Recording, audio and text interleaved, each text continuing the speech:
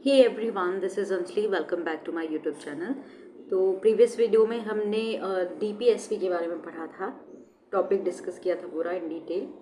सो आज हम रिवीजन करेंगे। रिवीजन क्वेश्चंस लेके आई हूँ मैं, जितने भी कॉम्पिटिटिव एग्जाम हुआ, चाहे वो आईएएस का एग्ज़ाम हुआ, पीसीएस का एग्ज़ाम हुआ, बीपीएससी, एमपीपीसीएस, छत्तीसगढ़ पीसीएस, कोई भी कॉम्पिटिटिव एग्जाम है उसमें जितने भी पीवाईक्यू है ना, यहाँ पे मैं कवर करूँगी। सो हमारा यही रहेगा कि जो उस लास्ट टॉपिक में जो हमने डिस्कस किया था डीपीएसपी में, अगर उसमें कुछ बच भी गया ना तो यहाँ कवर हो जाएगा। तो अगर आपने वो वीडियो नहीं देखा तो वो ज़रूर देख लेना। सो डीपीएसपी से क्वेश्चन है, तो उससे पहले थोड़ा सा रिवीजन कर लेते हैं। डीपीएसपी कौन से पार्ट में है? कॉन्स्टिट्यूशन के पार्ट 4 में, आर्टिकल 36 to 51। ठीक है, ट्रिक भी बताई थी मैंने। ओके, देन ये कहाँ से लिया गया है? आयरलैंड के संविधान से लिया गया। आयरलैंड के संविधान से इस पे ये प्रभावित है, यानी जो आयरलैंड का जैसे फंडामेंटल राइट है वो कहाँ से लिया है? अमेरिका से। तो आयरलैंड के संविधान से प्रेरित है ये नीति निदेशक दस। तो हमने ये सब डिस्कस कर लिया है। क्वेश्चंस पे आता है डायरेक्टली। ओके, क्वेश्चंस देख लेते हैं। फर्स्ट क्वेश्चन भी है, राज्य के नीति निर्देशक सिद्धांतों को भारतीय संविधान में शामिल किए जाने का उद्देश्य क्या है? उद्देश्य क्या था, ये मतलब क्या है?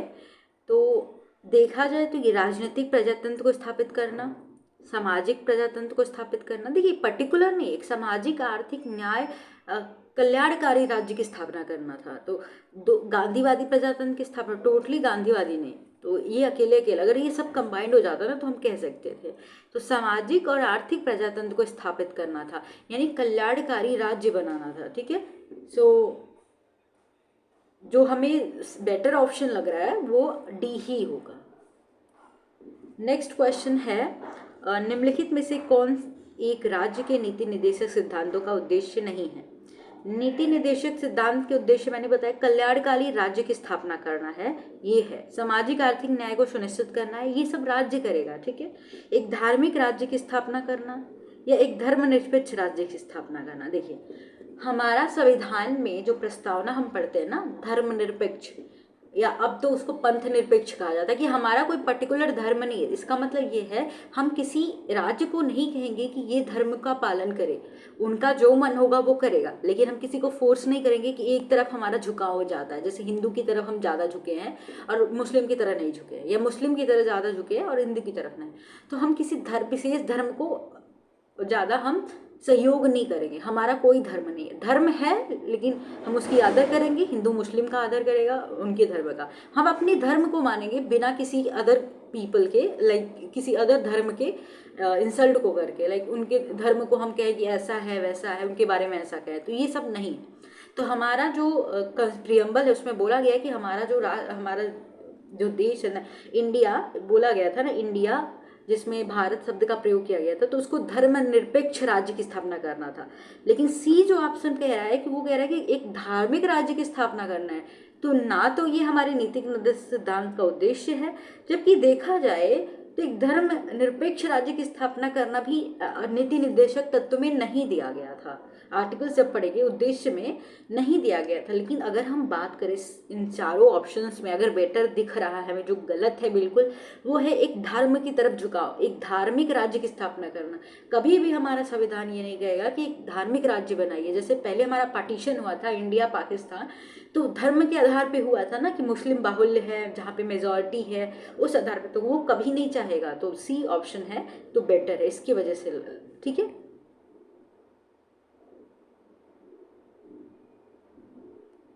तो हम नेक्स्ट क्वेश्चन पे बात करते हैं। राज्य के नीति निर्देशक सिद्धांत किस प्रकार मौलिक अधिकारों से भिन्न है? मौलिक अधिकारों के बारे में मैंने बताया था कि ये प्रवर्तनीय होते, इन्फोर्सेबल होते, यानी हम इनको सुप्रीम कोर्ट में ले जाके चैलेंज कर सकते हैं कि हमारे अधिकारों का हनन हो रहा है, और इनको लागू करने के लिए किसी कानून की जरूरत नहीं पड़ती, ये स्वतः ही लागू हो जाती है। व्यक्तिगत मतलब अधिकार है, जैसे आपके अधिकार है वैसे मेरे भी अधिकार, इंडिविजुअल सबके राइट्स हैं। ठीक है, हमें बोलने का अधिकार है, लेकिन बोलने के अधिकार पे रिस्ट्रिक्शन भी है जो हम नहीं पढ़ते हैं। हमें बस बता दिया जाता है कि हमें बोलने की आज़ादी है, बोलने की आज़ादी में आपको रिस्ट्रिक्शन भी दिया गया है, यानी युक्ति युक्त निर्बंधन भी लगाया गया है, पर वो हम नहीं देखते हैं, लेकिन निर्बंधन लगाया गया है, रिस्ट्रिक्शन लगाया गया है। और हमें मुक्त रहने की भी आज़ादी है, हम चुप भी रह सकते हैं। तो ये स्वतः लागू हो जाते हैं और स्वतः निलंबित भी हो जाते हैं जब आपातकाल की स्थिति आती है। लेकिन कुछ आर्टिकल्स ऐसे हैं जो स्वतः निलंबित नहीं होते हैं आपातकाल की स्थिति में भी, ठीक है, जीने के अधिकार जैसे हो गए। और कुछ स्वतः निलंबित हो जाते हैं जैसे आर्टिकल 19 हो जाता है, बिकॉज आर्टिकल 19 में जो ऐसे आर्टिकल्स जो है स्वतः निलंबित हो जाते हैं। ऐसे आपने पढ़ा होगा जब आप आपातकाल पढ़ रहे हो, नेशनल इमरजेंसी पढ़ रहे होगे, ठीक है। तो देखा जाए तो इसमें पूछा है कि राज्य के नीति निर्देशक सिद्धांत किस प्रकार मौलिक अधिकारों से भिन्न है। तो आपको ये पॉइंट तो समझ आ गया कि ये प्रवर्तनीय होते हैं मौलिक अधिकार, जबकि जो हमारे नीति निर्देशक तत्व होते हैं ये नॉन इन्फोर्सेबल होते हैं, यानी हम इनको न्यायालय में चैलेंज नहीं कर सकते और ना ही इस पे कुछ हम न्याय मांग सकते हैं। तो ये वाद योग्य नहीं होते, इस पर डिबेट नहीं कर सकते हम। और इसको लागू करने के लिए जो राज्य है वो बाध्यकारी नहीं कि उसको मानना ही पड़ेगा, जबकि फंडामेंटल राइट सभी को मानना है, सभी राज्य को मानना है। और जब हम नीति निदेशक की बात करें तो नीति निदेशक अगर लागू करना है तो कानून बनाने की करना पड़ता है, ठीक है। तो यही पूछा कि पूर्वोक्त, यहाँ पे ऑप्शंस रीड कर लेते हैं कि पूर्वोक्त केंद्रीय सरकार के लिए, उपरोक्त राज्यों के लिए, पूर्वोक्त संविधान का अंश नहीं जबकि उपरोक्त है, निदेशक सिद्धांत प्रवर्तनीय नहीं है जबकि मौलिक अधिकार प्रवर्तनीय है। ये बात बिल्कुल सही है, तो यही तो मैं तब से बता रही थी आपको। ओके, निदेशक तत्व क्या होते हैं, नीति निदेशक तत्व कैसे होते हैं, उसी की बात कर रहे हैं डीपीएसपी। अब इतना शॉर्ट दे दिया है तो निदेशक इसको इसीलिए तो कह रही है, राज्य को निर्देश दे रहा है कि आप जो भी इस मेरे आर्टिकल्स में लिखा हो उसके प्रभाव में आप कानून बनाइए। तो कहीं ना कहीं उस राज्य का कानून इससे प्रभावित है, थोड़ा बहुत तो प्रभावित होगा ही। तो यहाँ पे यही कह रहा है कि निदेशक तत्व डीपीएसपी तत्व क्या है, ये अवाद योग्य होता है, ये लचीला कठोर वाद योग्य नहीं होता, फंडामेंटल राइट वाद योग्य होता है, अवाद योग्य होता है, नॉन इन्फोर्सेबल होता है। यू कैन नॉट चैलेंज, मतलब you can not challenge this in the court, ठीक है। ओके, नेक्स्ट क्वेश्चन बात करते हैं हम। Fifth question is here. Okay, Bharat में संविधान के संदर्भ में राज्य के नीति निदेशक तत्व कैसे है, यहाँ पे पूछा है। ये विधायकों के कृत्यों पर निर्भर करते, नहीं, ये किसी के कार्य पर निर्बंधन कुछ भी नहीं कर सकते कि हाँ ये विधायिका है, ये कार्यपालिका है, इसको मानना ही पड़ेगा। दबाव नहीं डालते यार, कोई भी निर्बंधन नहीं करता, रिस्ट्रिक्शन नहीं लगाते कि नहीं ये मानो, मेरा है, मैंने लिखा है डीपीएसपी में है तो तुम्हें मानना ही पड़ेगा, ऐसा कुछ नहीं करते ये। कार्यपालिका के लिए तो कार्यपालिका भी बाध्य नहीं है, ठीक है, कि इसको मानेगी तभी होगा। तो किसी पे ये निर्बंधन या रेस्ट्रिक्शन नहीं लगा रही है, ये बाध्यकारी नहीं होती है कि आपको मानना ही है। ये अपने अकॉर्डिंग राज्य को जैसा लगेगा, अगर उसके लोगों के लिए हित में है तो वो मानेगा, ठीक है। तो डी है, ना तो ए ना ही दो।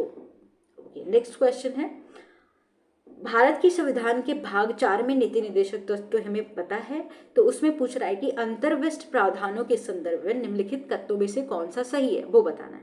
वे न्यायालय द्वारा प्रवर्तनीय है, नहीं है, नॉन इन्फोर्सेबल होते हैं, प्रवर्तनीय नहीं होते हैं। ना प्रियम्बल प्रवर्तनीय होता है, ना प्रस्तावना, ना नीति निर्देशक तो ना फंडामेंटल ड्यूटीज, वे किसी भी न्यायालय द्वारा प्रवर्तनीय नहीं। वेरी गुड, ये सही है, ठीक है, ये सही है। इस भाग में अधिकथित सिद्धांत राज्य द्वारा कानून बनाने से प्रभावित करेंगे।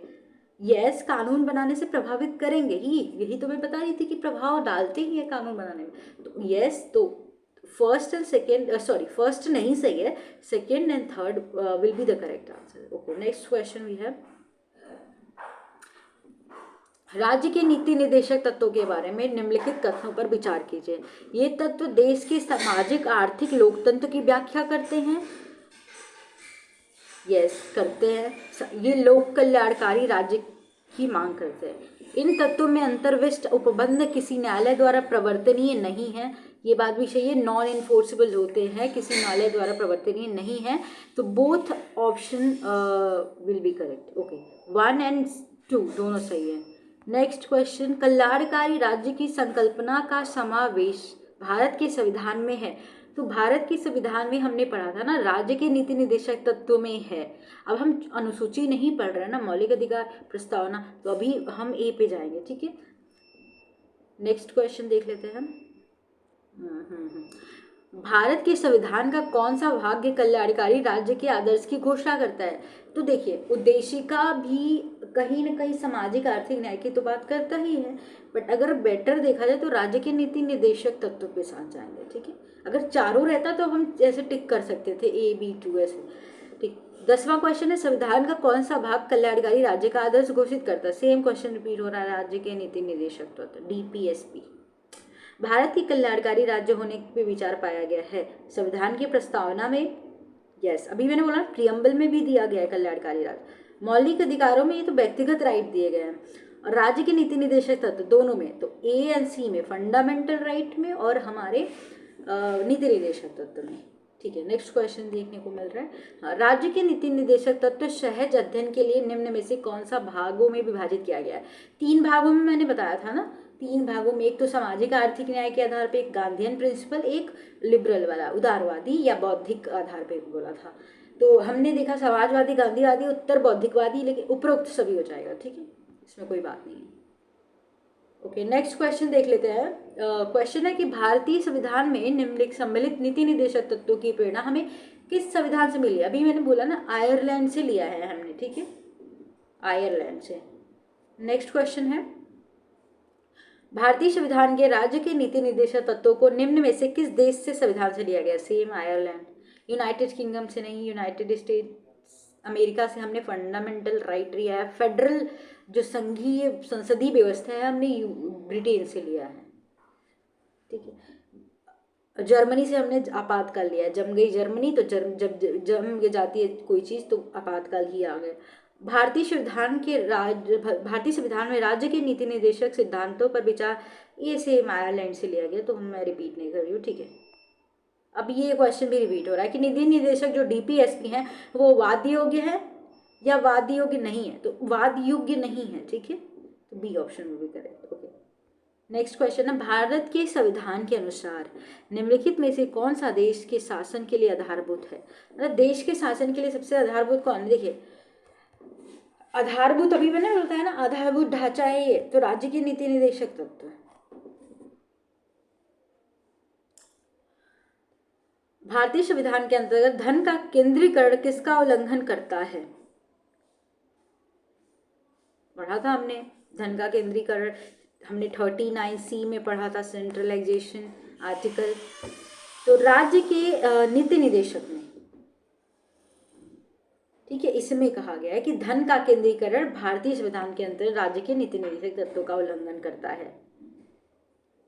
समान कार्य के लिए समान वेतन भारत के संविधान में सुनिश्चित किया गया है, ये भी राज्य के नीति निदेशक किसमें बोला गया है? Tell me. हमने 38(1) में पढ़ा था कि आजीविका के लिए संसाधन प्रोवाइड करेगा, काम प्रोवाइड करेगा। 38(2) में हमने यही पढ़ा था ना कि समान वेतन समान सुविधा करेगा, तो राज्य के नीति निदेशक तत्व।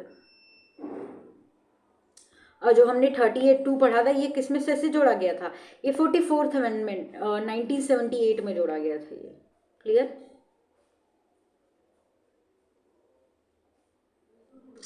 ओके, नेक्स्ट क्वेश्चन है, निम्नलिखित में से कौन सा राज्य के नीति निदेशक तत्वों में निहित है? अपराधों के लिए दोष सिद्धि के संबंध में संरक्षण नहीं, प्राण और देही का संरक्षण, ये सब फंडामेंटल राइट में है। ठीक है, और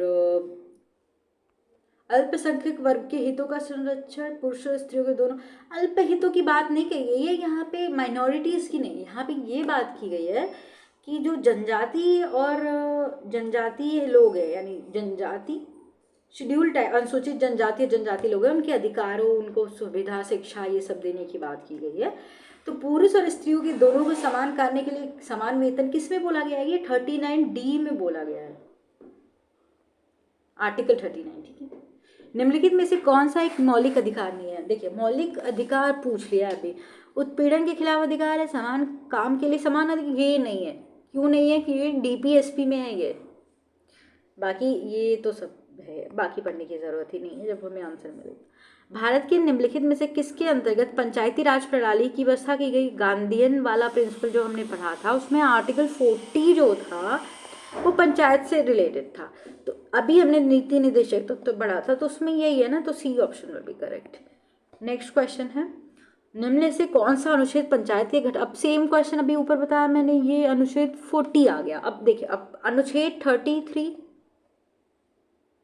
क्या ये इसके अंदर आता है? नहीं आता। 36 तो हमने और 51 तो के बीच में ही तो पढ़ना है, तो 33 तो है ही नहीं। अनुच्छेद 40 पंचायत से था। अनुच्छेद 48 जो था ये किसानों के लिए कृषि संगठन बनाना, जो पशुएं हैं, दुधारू पशुएं हैं, उनके हत्या पे रोक लगाना, उनके बेचने पे, सो दैट हमारी जो इकोनॉमी है वो बढ़े। और इसी के अंदर एक आर्टिकल और जोड़ दिया गया था 48A, जो पर्यावरण संरक्षण से रिलेटेड था। आर्टिकल 50 क्या कह रहा था कि आर्टिकल 50 में जो कार्यपालिका न्यायपालिका है उसकी शक्ति का विभाजन, पृथक्करण करना था। तो हमारा ऑप्शन क्या हो गया? 40, आर्टिकल 40। निम्नलिखित अनुच्छेदों में से कौन सा एक राज्य सरकार को ग्राम पंचायतों को संगठित करने के लिए निर्देश देता है? Same question, article 40। एक्सप्लेनेशन की ज़रूरत ही नहीं है इसमें, कितना एक्सप्लेन कर दिया ना मैंने, इसलिए मैं सारे ऑप्शन एक्सप्लेन कर रही हूँ। सो रिविजन ही जो होता है ना वो बहुत इंपॉर्टेंट होता है। भारत के संविधान के अंदर ग्राम पंचायतों का गठन किसके अंदर है? निदेशक सिद्धांत के अंदर। अभी इतना छोटा दे दिया, इसमें तो DPS भी देना था। ठीक है, उत्तराखंड PCS में पूछा है, शॉर्टकट वाले हैं। ओके, नेक्स्ट क्वेश्चन है, सूची 1 के साथ सूची 2 को मिलाइए और सूची के नीचे सूचियों के नीचे दिए गए कुट की सहायता से उत्तर का चयन कीजिए। मैं इस तरीके से पढ़ रही हूँ, सॉरी फॉर दैट। ठीक है, हम मैचिंग कर लेते हैं। ठीक है, क्वेश्चन समझ आ गया ना कि यहाँ पे एक ए दिया है, एक लिस्ट ये है, एक लिस्ट ये है, देन मैचिंग करना है। सो ग्राम पंचायत का गठन कहाँ गया है? गांधीयन प्रिंसिपल में, आर्टिकल 40 में। आचार संहिता कैसे याद करोगे? Uniform civil codes, uniform civil, अभी उत्तराखंड से रिलेटेड है, ये आएगा क्वेश्चन जरूर आपके एग्जाम में। तो ठीक है, यूनिफॉर्म ही तो है, ये दोनों सेम ही है। 4 आर्टिकल 44 याद कर लेना। ठीक है, ग्राम पंचायत का गठन हम जाएंगे और 5 के साथ यहाँ पे। आचार 44 तो हमारा पहला यहाँ हो जाएगा, तो 5-1। तो 5-1 किस में है? एक सेकेंड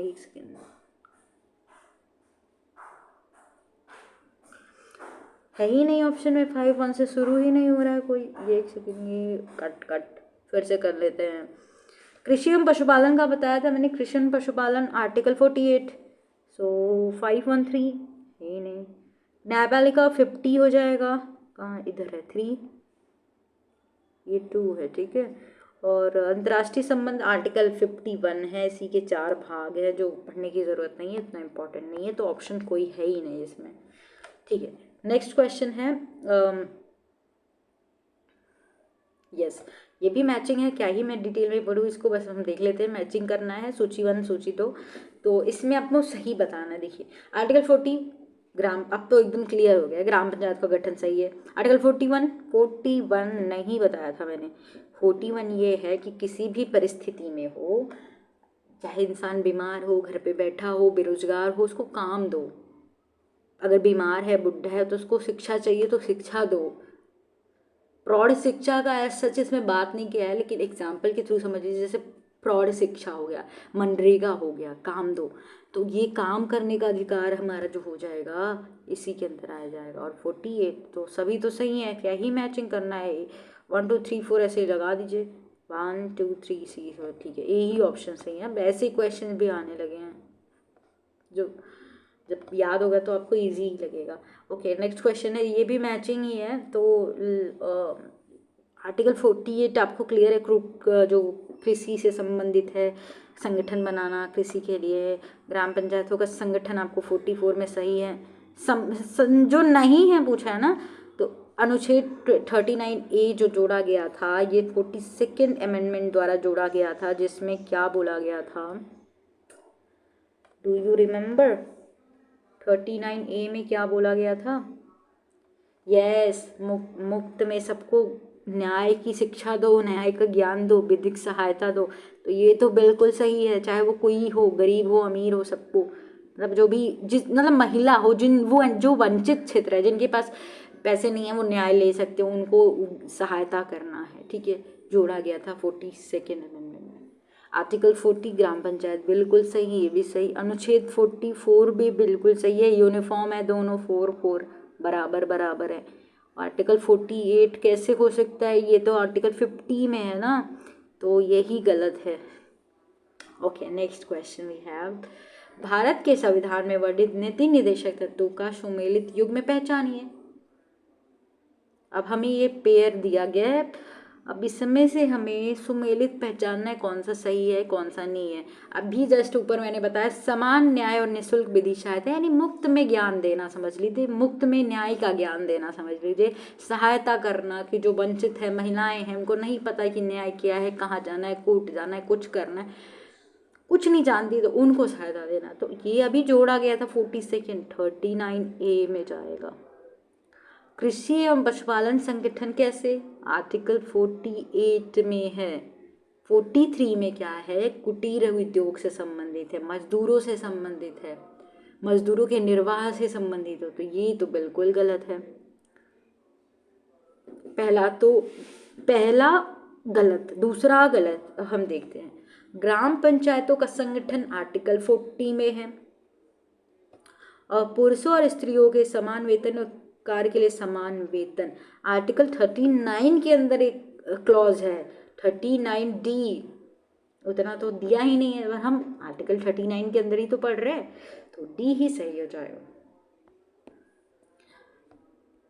नेक्स्ट क्वेश्चन है न्यायपालिका और ये भी वही है, उनसे संबंधित आर्टिकल दिए गए और जो आपको आर्टिकल्स में बोला गया वो मैचिंग करना है, मैचिंग नहीं बताना, इसमें से करेक्ट जो करेक्ट नहीं है, नहीं छिपा है, ये बहुत कंफ्यूजिंग होता है, नहीं हम स्किप कर देते, तुम्हारा आंसर गलत हो जाता है।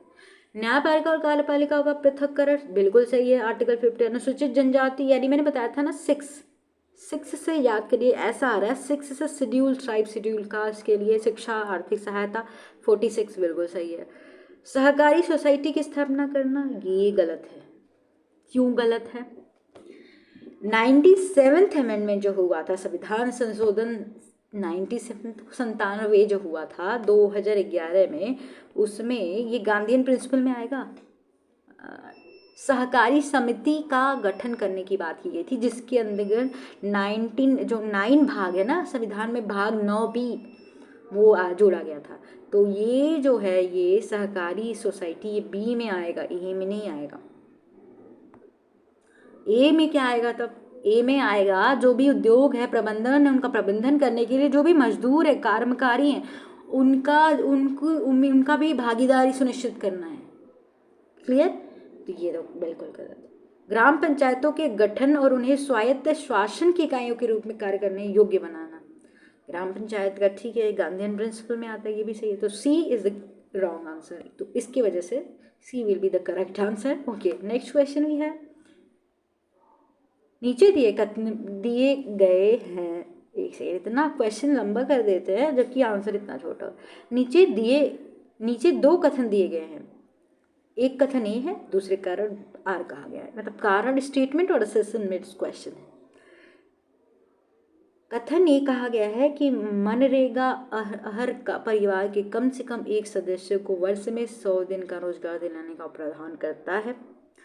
रोजगार का अधिकार संविधान के भाग, ये तो गलत है, भाग 3 में कैसे, 4 में है। और आर्टिकल बता दीजिए, मनरेगा का मैंने बताया प्रौढ़ शिक्षा मनरेगा, आर्टिकल 41, अगर कोई बेरोजगार है उसको रोजगार दीजिए, ये कहता है DPSP। तो भाग 4 में है ना, तो ये गलत है। अब ये पहला क्या है, पहले दूसरा तो गलत हो गया, अब पहले तक कैसे पहुंचे, इसके लिए तो अब मनरेगा का पढ़ना पड़ेगा जो नहीं आ रहा है। तो ये सही है, महात्मा गांधी राष्ट्रीय ग्रामीण योजना गारंटी योजना अधिनियम मनरेगा जो आया था, भारत में लागू एक रोजगार गारंटी योजना है, जिसे वर्ष 2005 में लोकसभा द्वारा अधिनियमित किया गया था। अब एक क्वेश्चन तो आपका यही बन गया, मनरेगा 2005 में अधिनियमित किया गया था, और यह योजना प्रत्येक वित्तीय वर्ष में किसी भी ग्रामीण परिवार के उन वयस्क सदस्यों को 100 दिन का रोजगार उपलब्ध कराती है जो सांविधिक न्यूनतम मजदूरी पर सार्वजनिक कार्य संबंधित अकुशल मजदूरी करने के लिए तैयार है। यह संविधान के भाग 4 के अनुच्छेद 41 के प्रावधान कुछ दशाओं में काम शिक्षा और लोक सहायता पाने का अधिकार के अनुसरण में लाया गया है। संविधान के भाग 3 में मौलिक अधिकार में रोजगार का अधिकार शामिल नहीं है, जो मैं पहले ही बता चुकी हूँ, तो पहला ऑप्शन करेक्ट हो जाएगा। यस, हमने बता दिया। ठीक है, नेक्स्ट क्वेश्चन, मनरेगा कार्यक्रम निम्नलिखित में से भारतीय संविधान के किस अनुच्छेद लागू करने हेतु लाया गया था? अब क्वेश्चन है, कुछ समझ आया?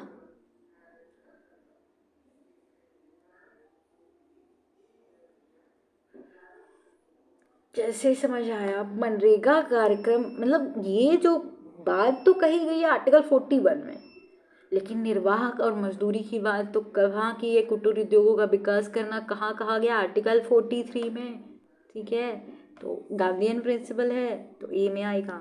Okay, next question. 42nd amendment जो हुआ था संविधान द्वारा, किस अनुच्छेद के माध्यम से श्रमिकों के प्रबंधन में भागीदारी सुनिश्चित करना था? अभी जस्ट मैंने बताया 43A में, और 43B जो था वो 2011 में आया था, 19th अमेंडमेंट था, सहकारी समितियों का गठन। अब अनुच्छेद 38 भी पढ़ ही लेते हैं, तो अनुच्छेद 38 के दो भाग है, 1 और 2। एक इधर लिख दिया, 2 इधर लिख दिया। आजीविका के संसाधन उपलब्ध कराने, उत्पादन जो भी है। एंड 2 में क्या कह रहा है कि समान कार्य के लिए समान वेतन, सबको आय का सुविधा देना, यही सब है। तो इसमें फीमेल मेल नहीं दिया है, सो फीमेल मेल नहीं, सभी के लिए समान आय का सुनिश्चित करना है। और फिर हमने देखा कि ये 42nd अमेंडमेंट द्वारा जोड़ा गया था।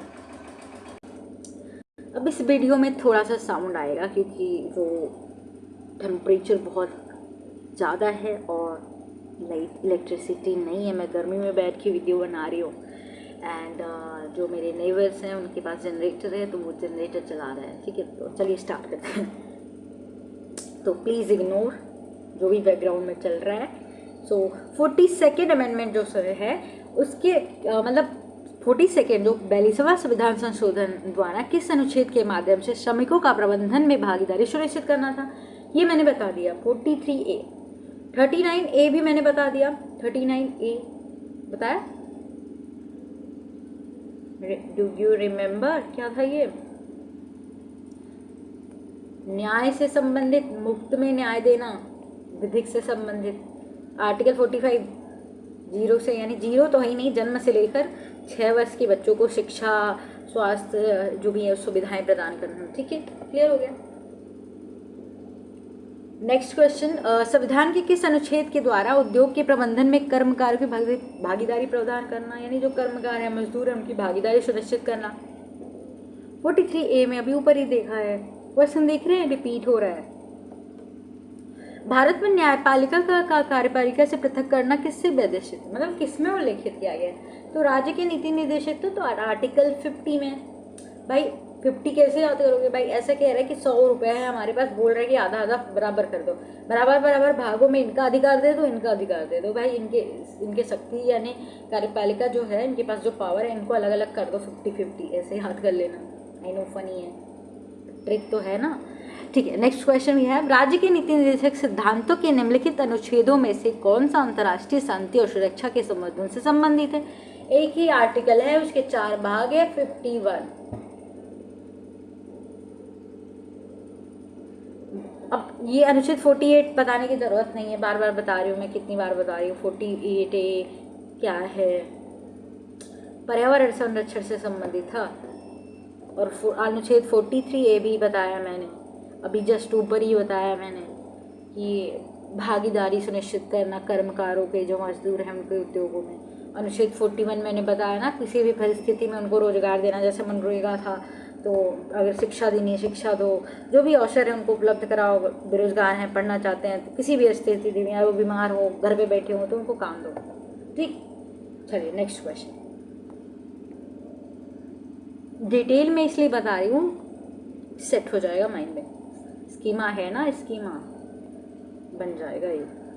भारत के संविधान में अंतर्राष्ट्रीय शांति और सुरक्षा की अभिवृद्धि का उल्लेख कहाँ पे? एक ही जगह है, DPSP में।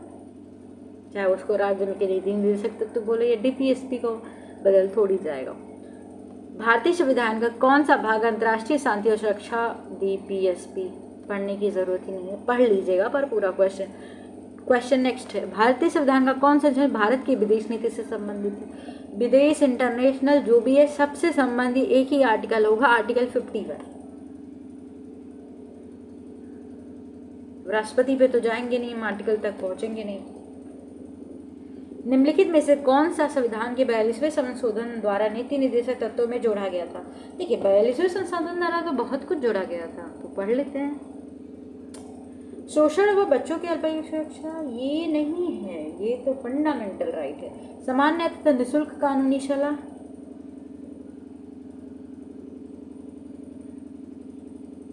नहीं जोड़ा गया था।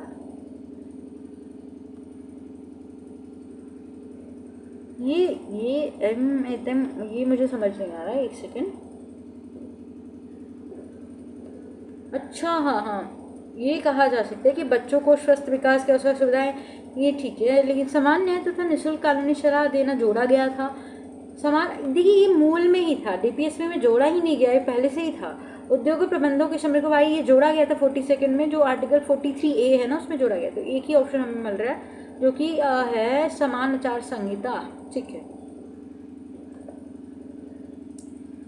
नेक्स्ट क्वेश्चन देख लेते हैं। संविधान के 42वें संशोधन द्वारा निम्नलिखित में से कौन सा सिद्धांत राज्य के नीति निर्देशक तत्वों में जोड़ा गया था? पुरुष और स्त्रियों के दोनों के लिए समान कार्य का समान वेतन नहीं जोड़ा गया था। उद्योगों के प्रबंधन में कामगारों की सहायता, ये जोड़ा गया था 43A में। और अमेंडमेंट कौन था? 42 संशोधन। काम और शिक्षा सर्वे, ये भी नहीं, श्रमिकों के लिए ये पहले से ही था आर्टिकल 43 में। काम वाला 41 पहले से ही था। तो एक ही जो बाद में जोड़ा गया था वो है पुरुषों के लिए नहीं, उद्योगों के प्रबंधन और कामगारों की सहायता के लिए। नेक्स्ट क्वेश्चन वी हैव, संविधान निम्न में से किसके शोषण के विरुद्ध अधिकार स्वीकृति करता है?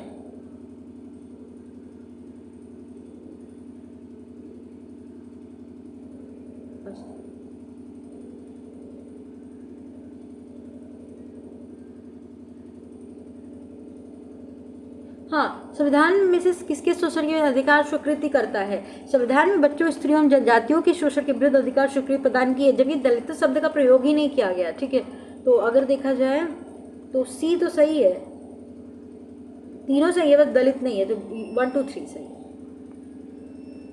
नेक्स्ट क्वेश्चन है, निम्नलिखित में से कौन सा एक राज्य की नीति निर्देशक तत्व नहीं है? देखिए, मद्य निषेध तो गांधी जी का ही आता है। किसमें कहा था मैंने? 47, सेवन ना करो, अच्छा खाओ, अच्छे चीज़ों का सेवन करो, गंदा चीज़ नहीं खाना है, कोई भी नशीली चीज़ सेवन नहीं करना है, सेवन। गौ संरक्षण बोला था मैंने, आर्टिकल 48, दुधारू पशुओं का। पर्यावरण संरक्षण 48A। 14 वर्ष के लिए तो फंडामेंटल राइट में तो डी ही नहीं है। नेक्स्ट क्वेश्चन देख लेते हैं। ट्रिक से मैंने पहले ही बता दिया। निम्नलिखित में से कौन सा राज्य के नीति निर्देशक तत्व में नहीं आता है? डीपीएसपी में कौन सा नहीं आता है? मादक पेयों का उपयोग निषेध आता है। किसमें आता है? 47, सेवन ना करो किसी चीज का जो गंदी हो। ठीक है, आज से ही आप लोग भी बंद कर दीजिए। गाँव और पिछड़े वर्ग का निषेध करना, यस ये भी है 48। पर्यावरण संरक्षण ये भी है 48A, लेकिन ये नहीं है 16 वर्ष की आयु तक बच्चों के नस्ल, ये तो फंडामेंटल राइट में 21A में 86 अमेंडमेंट से जोड़ा गया था। कब हुआ था? 2002 में। 45 क्वेश्चन, निम्नलिखित में से कौन से राज्य के नीति निर्देशक तत्वों में शामिल हैं? बहुत गर्मी लग रही है। मानव की दुर्व्यवहार और बाल श्रम का प्रतिषेध नीति निर्देशक में है? नहीं, फंडामेंटल राइट में। मादक पेय स्वास्थ्य के लिए हानिकारक और औषधि प्रयोजन के, ये सीधे सीधे यही बात कह रहा है कि मादक का सेवन नहीं करना है। आर्टिकल 47 बोल दो भाई, no seven, only 4, no seven. तो option second will be the correct answer. Okay, second. Next question, no seven, no. Okay, next question 46 से कुछ आ रहा याद आ रहा? Schedule tribe, schedule caste. भारतीय संविधान में प्रतिस्थापित राज्य की नीति निर्देशकों के अंतर्गत निम्नलिखित प्रावधानों पर विचार कीजिए। भारतीय नागरिकों के लिए समान नागरिक संहिता सुरक्षित करना,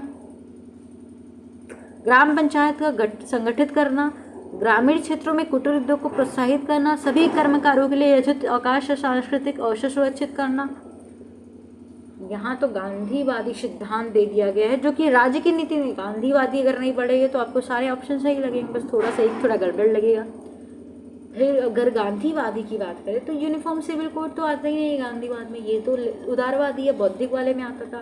ग्राम पंचायत गांधीवादी है तो बिल्कुल सही। ग्रामीण क्षेत्रों में कुटीर बिल्कुल सही। कौन से आर्टिकल? आर्टिकल 40 में ग्राम पंचायत और 43 में कुटीर उद्योगों को प्रोत्साहित करना, सभी कर्मकारों के लिए यथोचित अवकाश सुनिश्चित करना। ये कहाँ गांधी जी बोल दिए थे?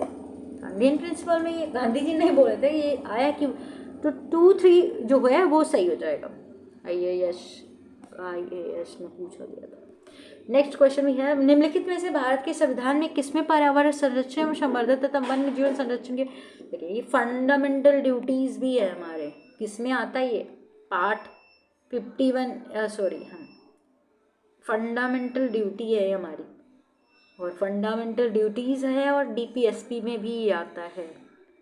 कौन से में? 48A में। सो देखा जाए तो दोनों में ही आते हैं, तो ए एंड बी दोनों सही हो जाएगा। नेक्स्ट क्वेश्चन है,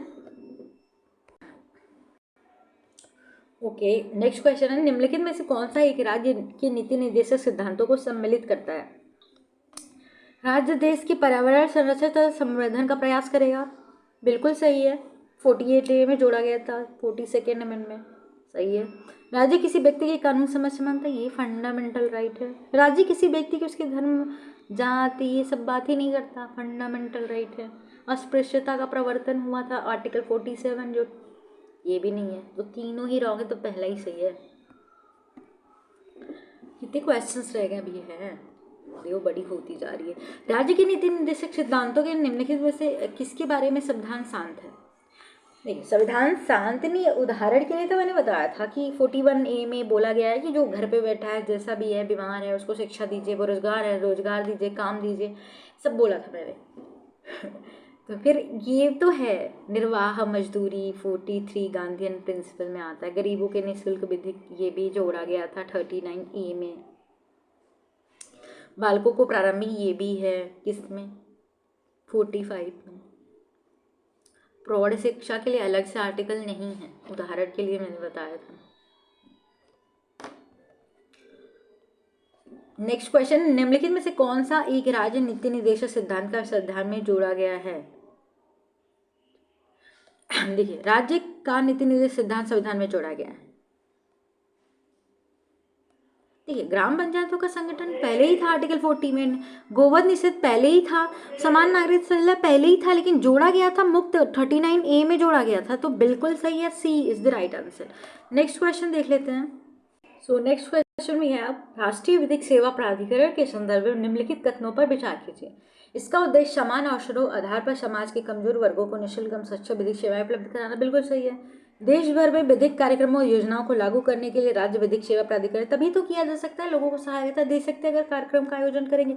तो both option will be correct. Okay next question देख लेते हैं। आर्टिकल बताना भूल गई, 39A मुफ्त में न्यायिक सहायता प्रदान करना। ये जो दिया गया है थोड़ा सा टिपिकल ऐसा पूछे जाने के चांसेस तो यूपीपीएससी से अगर एग्जाम में नहीं है, ये आईएएस के क्वेश्चन हैं, यूपीएससी अगर कर रहे हो तो ठीक है। भारत में विधिक सेवा प्रदान करने वाले प्राधिकरण निम्नलिखित में से किस प्रकार के नागरिकों को निःशुल्क विधिक सेवा प्रदान करते हैं? देखिए जिनकी वार्षिक सैलरी जो होती है 1 लाख से कम होती है उनको भी देते हैं, जिनकी वार्षिक सैलरी 1 लाख से 2 लाख से भी कम होती है उनको भी देते हैं। ट्रांसजेंडर की बात कर रही है, ट्रांसजेंडर की जिनकी 2 लाख से कम होती है, दिल्ली में है, ठीक है, वार्षिक आय कम होती है 1 लाख, उनको देती है। 3 लाख से ज़्यादा कम नहीं होनी चाहिए, ओबीसी वाला ऐसा प्रावधान नहीं है। सो अगर देखा जाए तो ये डेटा बेस्ड क्वेश्चन है, तो बोथ 1 और 2 सही है, तो 1 और 2 सही है, ठीक है। ये प्रावधान है, ये जो आपको पढ़ना पड़ेगा। इनमें से कौन से राज्य के नीति निर्देश सिद्धांतों में सम्मिलित नहीं है? देखिए काम का अधिकार दिया गया 41 में, सूचना का अधिकार नहीं है 205, ये तो नहीं है। सूचना का अधिकार फंडामेंटल राइट में आता है। मद निषेध है गांधी जी का, सेवन ना करो 47, समान कार्य हेतु समान वेतन 38(2). अगर महिलाओं के लिए पूछा जाए तो महिला और मेल के लिए समान कार्य के लिए पूछा जाए तब हमारा हो जाएगा 39D। ओके नेक्स्ट क्वेश्चन देख लेते हैं। क्वेश्चन है, निम्नलिखित में से कौन सा नीति निर्देशक तत्व है? नीति निर्देशक तत्व के अंदर है, देखिए समान नागरिकता है आर्टिकल 44, प्रेस की स्वतंत्रता नहीं है, प्रेस की स्वतंत्रता तो अभिव्यक्ति की स्वतंत्रता में आ जाएगा, तो ये तो फंडामेंटल राइट में। धर्म की स्वतंत्रता भी नहीं है, विधि के समक्ष, ये सब फंडामेंटल राइट। और समान नागरिकता आर्टिकल 44 यही सही है, अभी उत्तराखंड में लागू हुआ था, ठीक है। निम्नलिखित में से राज्य के नीति निर्देशक सिद्धांतों के विषय में पहचान करिए। मद्य निषेध है, फैक्ट्रियों में कानून में बाल श्रम निषेध, ये इसमें नहीं है, फंडामेंटल राइट में है। बिगाड़ा तो बाल श्रम फंडामेंटल, अस्पृश्यता का अंत कर ये दिया गया आर्टिकल 70, तो A will be the correct answer. Next question we have, निम्न में से कौन एक राज्य के नीति निर्देशक तत्वों में नहीं है? वो हमें बताना है। राज्य सुनिश्चित करने का प्रयास करेगा कि पुरुष और महिलाओं के समान कार्य तो समान वेतन, बिल्कुल। कौन सा article? Article 39D sub clause D में। जीविकोपार्जन हेतु पर्याप्त संसाधनों का उपलब्ध कराएगा, बिल्कुल सही, बिल्कुल सही है ये आर्टिकल 38(1). अस्पृश्यता का उन्मूलन नहीं करेगा, ये तो फंडामेंटल राइट है। जबकि ये काम हेतु न्याय संगत और मनोचित दशाएं दे रहा है, ये भी सही है। आर्टिकल 42 में है ये, जिसमें बोला गया अगर कोई लेडी प्रेग्नेंट है या कोई लीव चाहिए, मैटरनल लीव जो होता है, या फिर चाइल्ड केयर एक बनाना होगा, तो ये सब सही है। लेकिन आर्टिकल C7 जो अस्पृश्यता का उन्मूलन है वो नहीं है। नेक्स्ट क्वेश्चन भी है, थोड़ी क्वेश्चन है। राज्य के नीति निर्देशक सिद्धांत का एक ऐसा चेक है जो बैंक की सुविधा अनुसार अदा किया जाता है, ये किसने कहा था? ये केटी शाह का कथन था, ठीक है। चलिए कुछ क्वेश्चंस और हैं। भारत के संविधान के संदर्भ में निम्नलिखित कथनों पर विचार कीजिए। मूल अधिकार, मूल कर्तव्य, राज्य की नीति निर्देश। भारत सरकार द्वारा आरंभ में राष्ट्रीय सामाजिक सहायता कार्यक्रम भारत संविधान के उपयुक्त प्रबंधों में कौन सा पूरे होते हैं? ठीक है, मूल अधिकार।